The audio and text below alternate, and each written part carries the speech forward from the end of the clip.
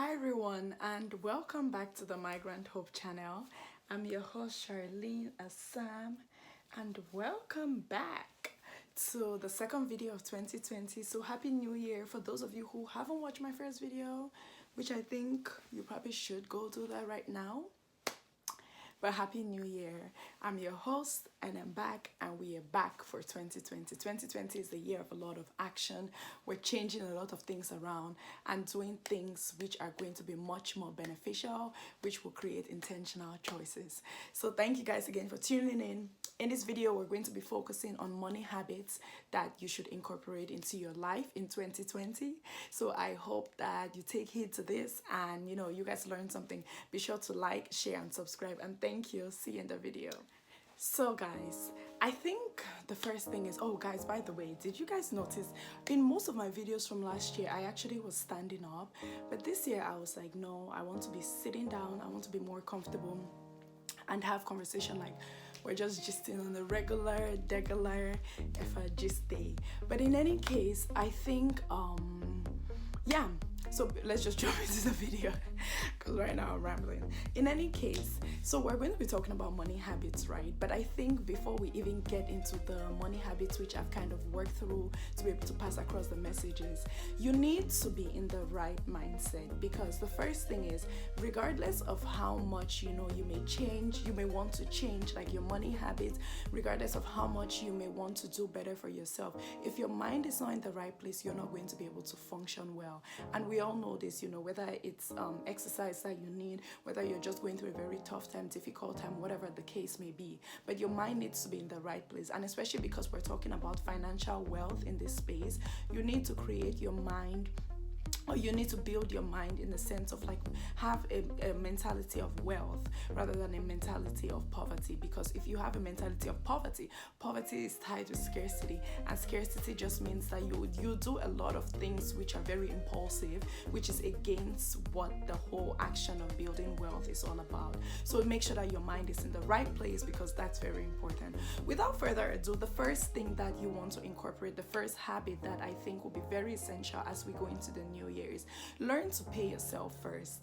This is something that I think most millionaires, I'm not a millionaire, but I think any millionaire out there can attest to the fact that you have to be able to pay yourself first. The government already pays themselves first from your taxes when you have your gross income, and then they take out their own portion. So they definitely already paid themselves. So for no reason should you pay out all your expenses for each month first, and then whatever is left over, that's what goes into your savings account. That should not be the case. It should always, remember, let your savings, let your payment to your own self come out immediately from your paycheck. So set up a direct deposit so then a certain percentage goes out into your savings, investment, emergency fund, whatever the case may be. So make sure you always pay yourself first. That's very important. If you want to attain a certain level of wealth, if you don't want to keep living paycheck to paycheck, if you're anything like me, that this is a very, very important thing. So the second thing you want to incorporate, the second habit you want to incorporate, is you want to be able to track your expenses. I've talked about this multiple times, and it's something that I also do for myself. You have to be able to say, okay, for this month, this is how much I spent on this is how much I spent on this. Let me give you guys some context. Last year in the summer, I didn't realize this, but in hindsight, I realized how much money I had spent on Uber. It was so crazy because in summertime, everybody wants to go out and associate. So I wasn't in New York for a lot of the summer because I was traveling for work. But when I was in New York, I ended up taking so many Ubers because we'll go out in the evenings, and then at night the train, it doesn't run as frequently as you would like it to. But then that was something that I realized at the end of the summer. All right, I don't need to take that many Ubers anymore unless it's like a very, very necessary thing. Otherwise, I need to take the train, because all my money was going towards Uber. It was so bad that I had called Bank of America one day, because I use Bank of America for a couple of my accounts, and the guy said, ma'am, it seems like you're spending a lot on Uber. You may want to think about so and so. And then I was like, wow, we have to actually stop. So tracking your expenses is a very good habit to get into. The third habit that you want to get into is analyzing your monthly statements. I know many banks now, they just give like e-statements. You wouldn't have like a paper statement. I know back in the day, we would typically have like your monthly statement that comes. Some people still get paper, easier, but a lot of banks are going for the paperless route for the sake of like, you know, recycling and all that stuff. But in any case, it's very important that you analyze your monthly statement. Similar to point number 2, it would help you be able to figure out how much you're spending, kind of, okay, maybe I need to readjust here, maybe I need some money needs to go towards so and so. And then it can also give you a fair representation of what you spent on for that month, so then you're able to kind of readjust like your spending, or you know, you kind of know how to budget for the next month. It gives you a good understanding of your own financials, and then you're able to change you know, if you need to make any adjustments for the coming year or coming month and stuff, you're able to do that. Now, the 4th money habit that I think we should get into is abstain from impulsive buying. I know a lot, and this goes with like, if you don't have a set goal for what your money is for, you get into the habit of doing that impulsive buying. And impulsive buying would be, for example, I travel a lot, you know, whether it's work or personal, and I used to be in the habit. I have a thing for perfume, like it's a little mini tiny addiction to, I'll let you guys know. I need a story time for that, but now I've kind of like reduced it. But I used to be very, very impulsive when it comes to like buying perfume. Like I could buy perfume today, buy perfume tomorrow, buy perfume the day after, and act like I don't even have any perfume.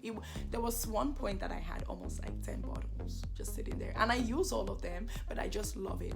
But there was no reason for me to do that. And just to say, like, impulsive buying is like, you don't even plan for the thing. You just, and you're like, oh, maybe I need this, maybe I'll use this one day, you know, and then you end up buying.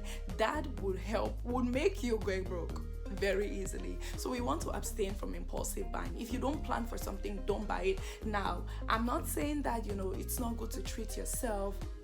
I know us as millennials, we believe in immediate rewards for any action that we put out there, but I also think that you have to find a balance. I always say this to a lot of people that come to me with like, oh, I need help with like my finances and stuff, you know, even for myself, is I don't believe in deprivation. I believe in being disciplined. And this is something that I learned from my favorite girl, Miss Patrice Washington from Redefining Wealth podcast. So she always says that, and it's something that I've incorporated into my life. I tell people about it.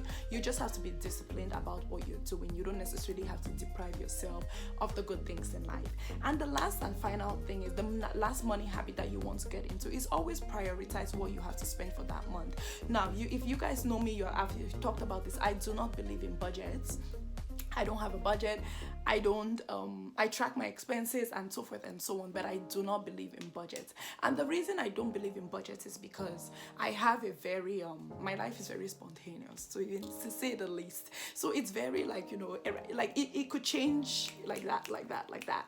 So sometimes I try to like, okay, for each month I analyze, okay, what are we not spending on? How much money extra am I saving on, all that kind of stuff. Now, it's a very logical thought process the way I do it, but I don't write out the budgets. But in any case, I try to prioritize. This is what is important for this month. This is what's important. I always tell my clients this is, for example, myself, right? Like May is typically a very expensive month for me. So I know that I'll probably have to cut back on some things. And the reason May is an expensive month is because it's graduation. Most of my cousins are in college, high school, you know, there are people around too. And I have, you know, if you guys know me and family events, I'm here, there, you don't even have to even call twice. Like, so, you know, because of that, it's very, for me, that's a big priority. So May is an expensive month. Usually summertime is usually a more expensive month in terms of travel. So then I just prioritize travel. Then maybe I don't buy as many clothes, which I technically don't, but I would try not to like buy a lot of like clothing or things that I really don't need.